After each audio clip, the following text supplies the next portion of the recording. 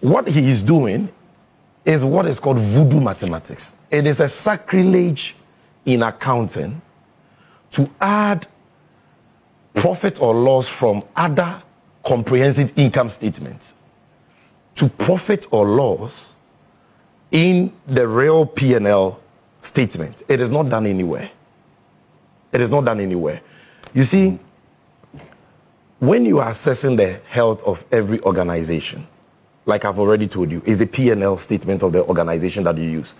What you have in the other comprehensive income, I'm not an accountant, but the little accountant I studied in the law school, and when I was doing my EPM program, tells me that the two are different. Because in the P&L statement, you are talking about real, or if you like, actual profit or loss incurred by the organization. Alfred, are you following me?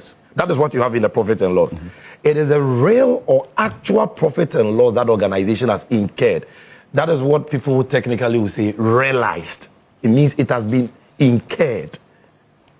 When you go to the other comprehensive income, which is what you find on page 16 of the audited financials of the Bank of Ghana, you are talking about profit or loss that are arising from what is called revaluation gains or losses or exchange differences that are unrealized. In other words, listen to me. In other words, it means the bank has not actually incurred those losses or profits. So adding the OCI to the it is a sacrilege. And then also and then saying that is the operating loss. Domestic gold purchase program. Yes, that is the total comprehensive loss or profit. Yes. But you don't say that is operating loss.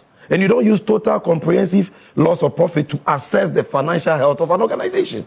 You see, in Ghana, Parliament, and it is so sad that those who are leading this disinformation are members of Parliament.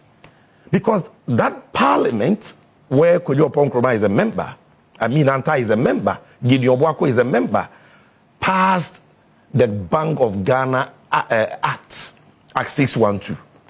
And as Section 7 of that Bank of Ghana Act, they are provided for what is called revaluation accounts. And this is what it reads. It says, profits or losses arising from a revaluation of the bank's assets or liabilities in gold, in special drawing rights, or foreign securities as a result of a change in the par value of the cedi, or of any change in the par value of the currency unit